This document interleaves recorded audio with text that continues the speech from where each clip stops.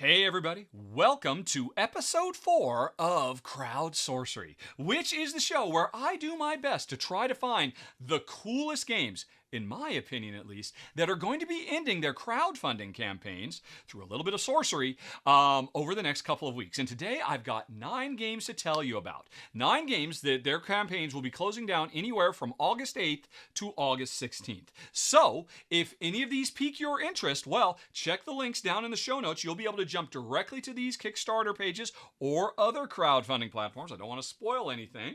And learn more about them and see if I was right or wrong about calling them out. Now, bear in mind, folks, I'm talking about stuff that I like. So you probably won't see a lot of games with a lot of punchy. You won't see a lot of games that don't work well for 2 players. But if you're like me, if you're a Care Bearer player who loves playing 2-player gaming, I hopefully have 9 of your potential jams. So, without any further ado, let's talk about the first game on the list, Supply Chain. And now this is a really interesting game, a really kind of funky one, and I'm really intrigued by the fundamental nature of it because in this game you have a hand of cards that represent different links in a supply chain. Warehouses, distribution centers, the producers, the retailers, and every turn you are trying to make a supply chain by laying all these cards out here, linking them up with the links that are on the corners of the cards, and also slipping contracts in amongst all the other stuff. And to be able to complete a contract that you slip somewhere into this big jigsaw puzzle of tiles, well, you need to build an actual supply chain, because if all the goods that are needed to fill that contract are linked up to that contract, you'll win. But to do that, you're probably not linking things to fulfill other contracts or to complete other objectives, like getting certain buildings on certain streets and stuff like that. I am really intrigued by the puzzly nature of this. And while I'm sad to say it looks like the game, it might not fund. It's only going until August 8th, and I'm not sure if it's going to make it, but I kind of hope it does, because this is a plucky little game that looks incredibly deep. My only complaint about it from what I've read so far is it seems like it's a bit on the long side, and that might be a problem because I want this to be a really fast, quick, fun, puzzly, and tension-filled game that would last for about an hour. So I'm interested to learn more about the first game on the list, Supply Chain. But then we move on to the next one, Shoes Tactics, which I've already done a sponsored preview for, and so you can watch that video to learn more. This is a great print and play roll and write that is all about multi-use cards driven by dice to do polyomino tile laying to put down the Three Kingdoms Rebellion in ancient China. It's super sharp, and while originally it was announced that it was a solo-only game, they have since updated it, in part based on my feedback, to make it multiplayer compatible and cooperative as well. So it is really neat. I'm very, very excited about it. And you can hit that link to learn more. It's going until August 10th. That would be Shoes Tactics. Okay, number 3 on the list is another one I did a sponsored preview for. This one is Isle of Trains All Aboard, which is a cool little engine building game. Literally, you're building a train engine and all kinds of train cars, trying to load those train cars up with goods so you can deliver them to the Isle of Trains and complete objectives to score points.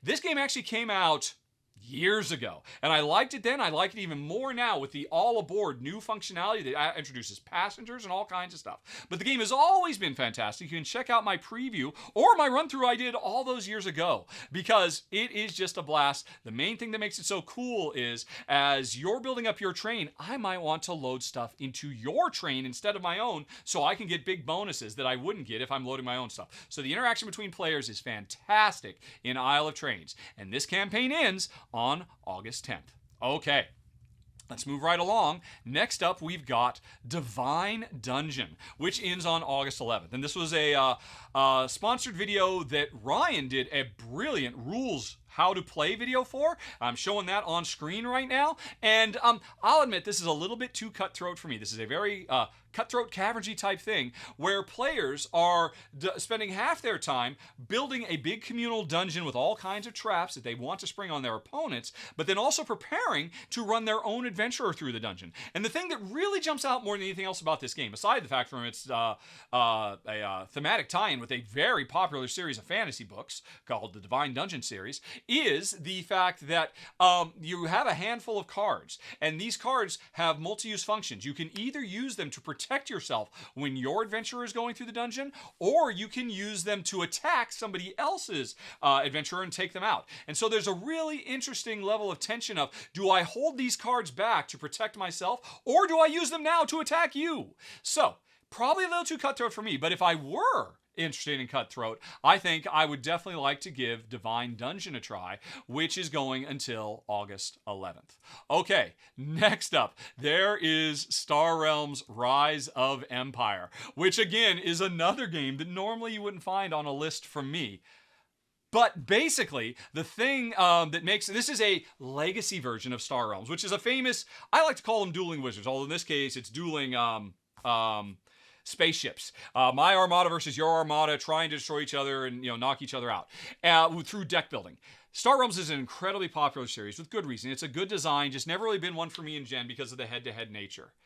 Until they came up with a legacy one. I so want to play this because it is full to the brim of stickers that you get to put on cards. Over the course of multiple games, you're not only leveling up, and how you do in one game will affect future games, and we're playing through as I believe a 12 chapter legacy campaign, very much like the Pandemic legacy games, but you earn sweet stickers. You give me stickers to put on a card and I am there. And so I desperately want to try this. But not only because of the legacy, but there's another thing too. The original Star Realms is a very straightforward slugfest. I'm trying to destroy your stuff, you're trying to destroy my stuff.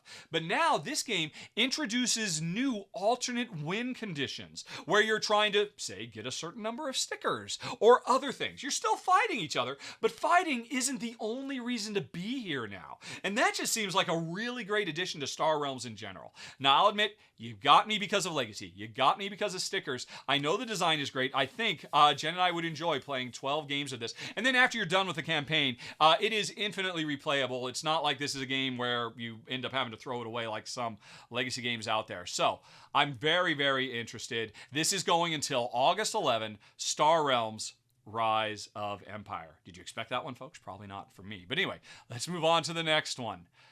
Sunshine City. Oh my goodness, this is a sweet, adorable, it's another print and play roll and write project where you back for a very, very low cost, and you have until August 12th to do it. And you get PDFs or JPEGs. This is like Shoes Tactics a bit ago, that you can print out yourself and play and play and replay. I actually talk in my run through. You can check my sponsored preview of this, where I talk about ways that you can make it more replayable with some very cool accessories. But anyway, this at its heart is a rondelle game where you've got 3 different discs on, or meeples or cubes or whatever, on the rondelle, and every turn you're going to move 2 of them and then activate 2 of the locations on the rondelle. And it sounds really simple, but it is so rich and satisfying in a very Gone Shown Clever-esque way. Gone Shown Clever style combo-y goodness mixed with rondelles, one of my favorite mechanisms of all time, mixed with a wonderful theme of trying to make a green solar-powered city, makes this a winner chicken dinner every step of the way for me, which is why I definitely suggest you check it out before August 12th when the campaign's in. Sunshine City. Okay, how about we go to the next one? This is one that I didn't cover, but Shay did. It's called Moonrise. And this is going until August 13th. Now, Moonrise is a hugely successful, monstrously popular game that had a great Kickstarter. And this Kickstarter, I think, is over 1.5 million right now. So this that introduces 3 new expansions to the gameplay, adds so much. And obviously, people are super excited about it. And I understand why.